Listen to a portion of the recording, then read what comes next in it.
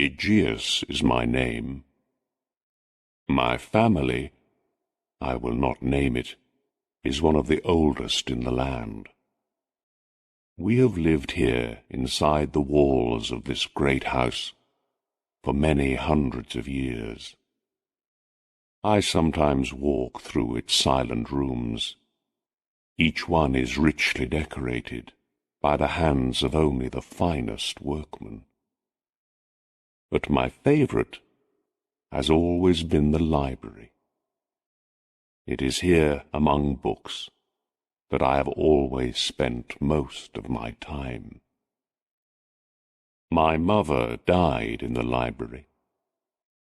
I was born here.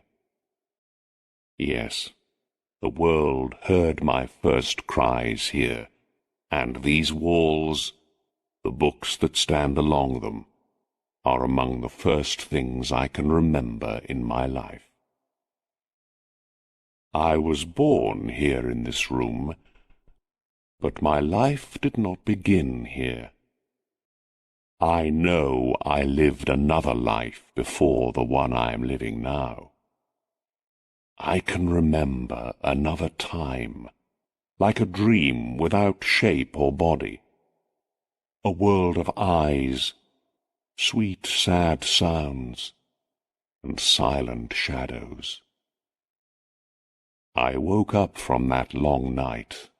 My eyes opened, and I saw the light of day again, here, in this room full of thoughts and dreams.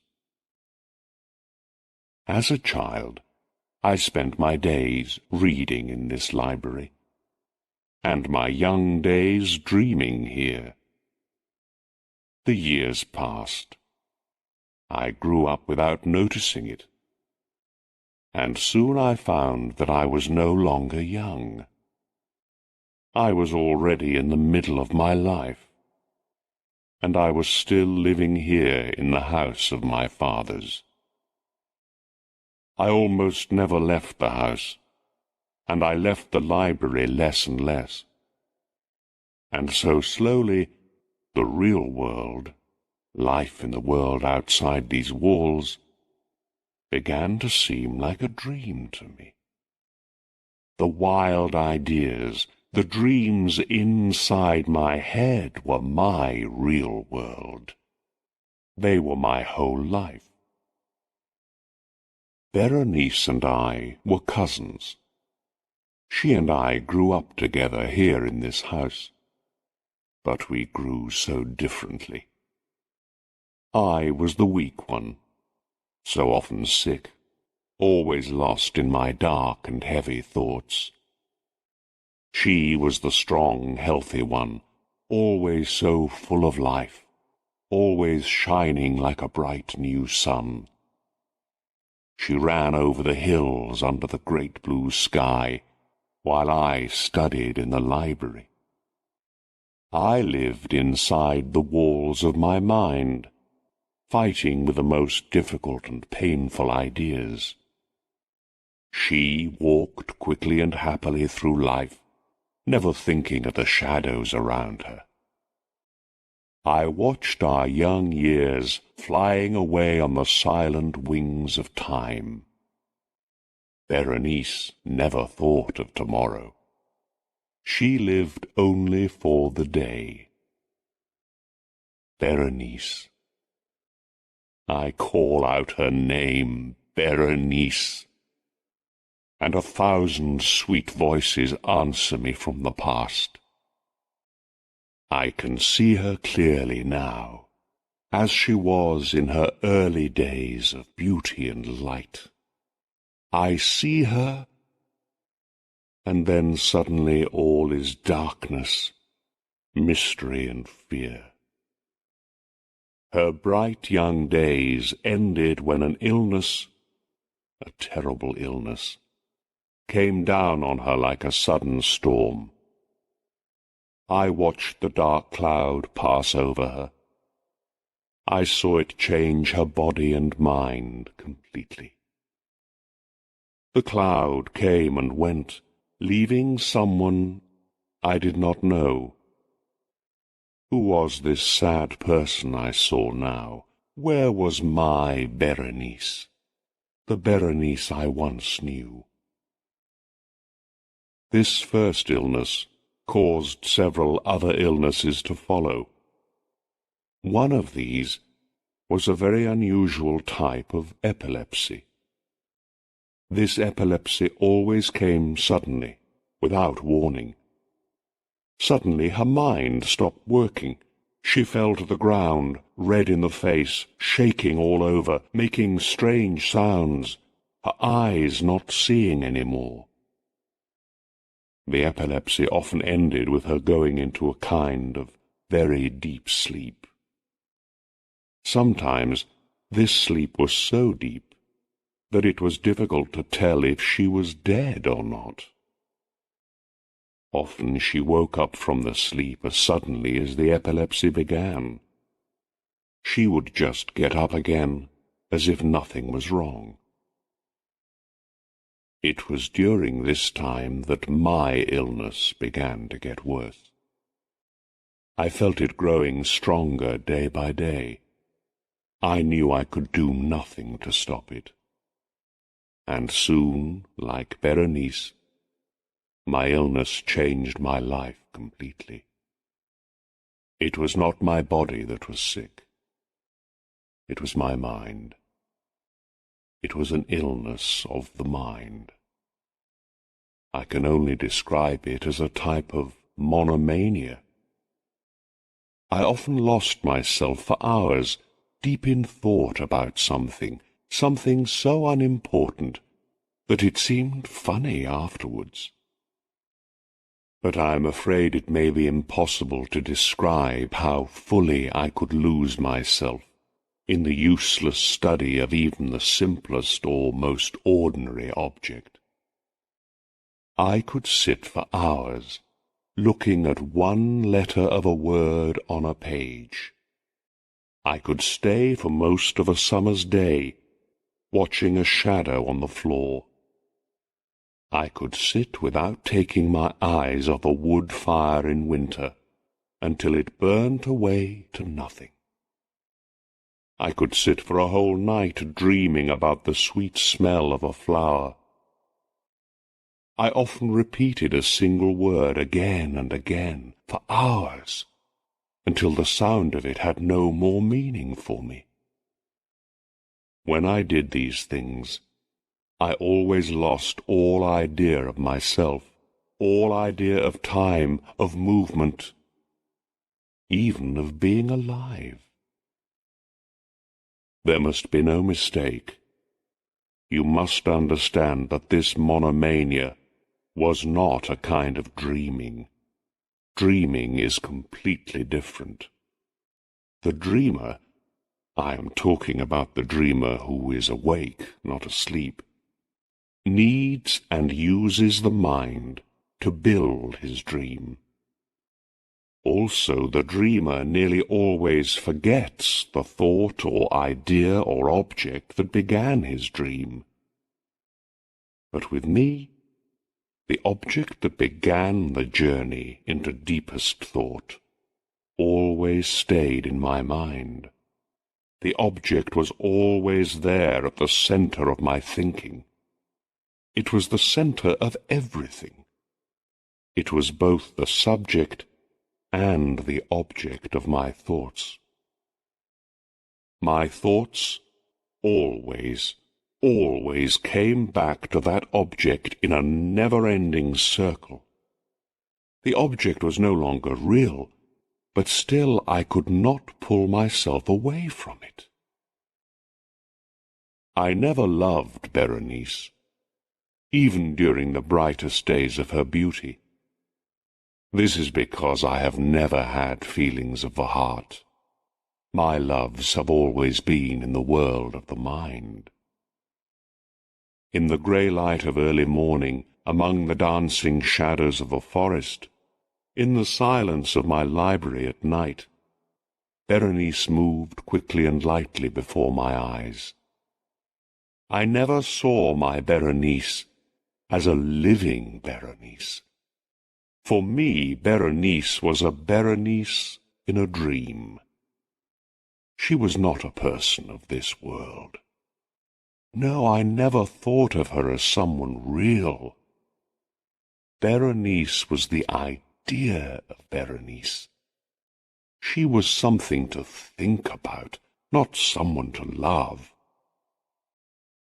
And so why did I feel differently after her illness? Why, when she was so terribly and sadly changed, did I shake and go white when she came near me? Because I saw the terrible waste of that sweet and loving person. Because now there was nothing left of the Berenice I once knew. It is true I never loved her, but I knew she always loved me, deeply. And so one day, because I felt so sorry for her, I had a stupid and evil idea. I asked her to marry me. Our wedding day was growing closer, and one warm afternoon I was sitting in the library. The clouds were low and dark, the air was heavy, everything was quiet. Suddenly, lifting my eyes from my book, I saw Berenice standing in front of me. She was like a stranger to me, only a weak shadow of the woman I remembered. I could not even remember how she was before. God, she was so thin. I could see her arms and legs through the grey clothes that hung round her wasted body. She said nothing, and I could not speak. I do not know why, but suddenly I felt a terrible fear pressing down like a great stone on my heart. I sat there in my chair, too afraid to move. Her long hair fell around her face. She was as white as snow. She looked strangely calm and happy, but there was no life at all in her eyes. They did not even seem to see me. I watched as her thin, bloodless lips slowly opened. They made a strange smile that I could not understand. And it was then that I saw the teeth. Oh, why did she have to smile at me? Why did I have to see those teeth? I heard a door closing, and I looked up. Berenice was not there any more. The room was empty. But her teeth did not leave the room of my mind. I now saw them more clearly than when she was standing in front of me. Every smallest part of each tooth was burnt into my mind. The teeth. There they were in front of my eyes, here, there, everywhere I looked, and they were so white, with her bloodless lips always moving round them. I tried to fight this sudden, terrible monomania, but it was useless. All I could think about, all I could see in my mind's eye was the teeth. They were now the centre of my life.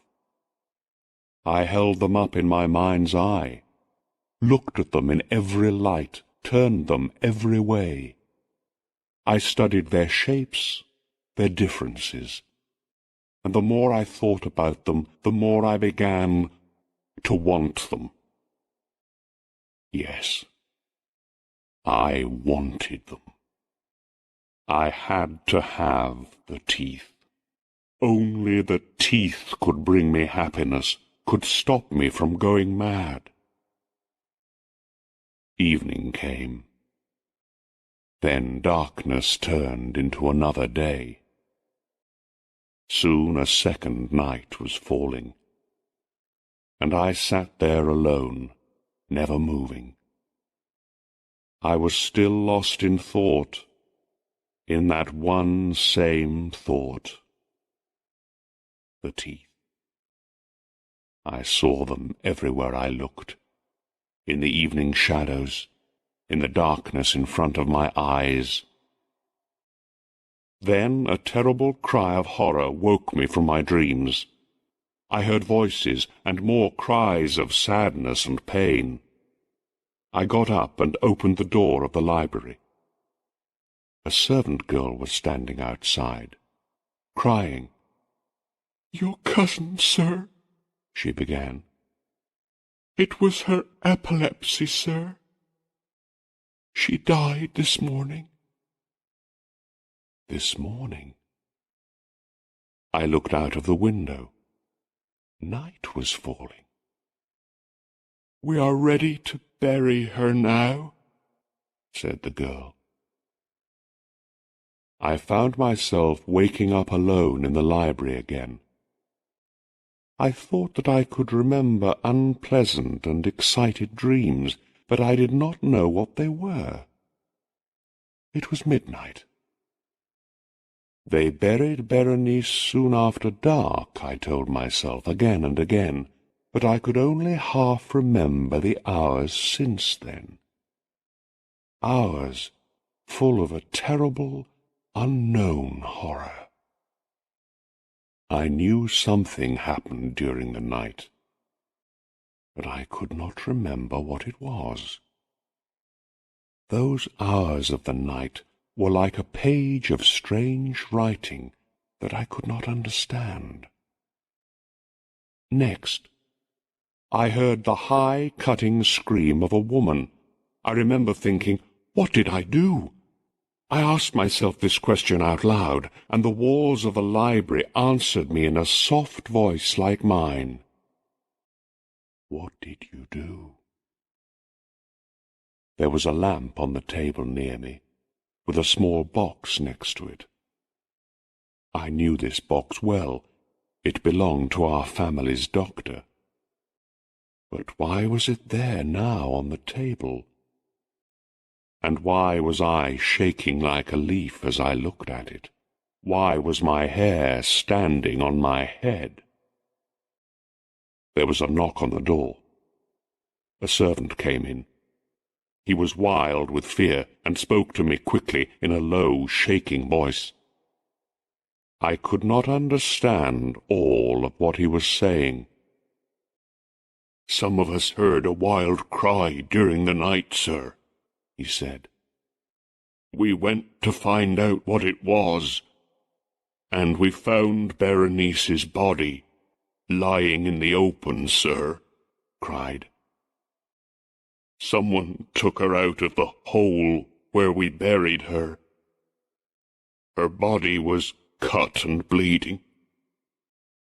But worse than that, she was not dead, sir. She was still alive." He pointed at my clothes. There was blood all over them. I said nothing. He took my hand. I saw cuts and dried blood on it. I cried out, jumped to the table and tried to open the box.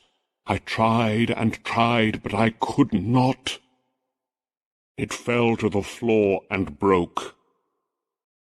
Dentist's tools fell out of it, and with them, so small and so white, 32 teeth fell here, there, everywhere.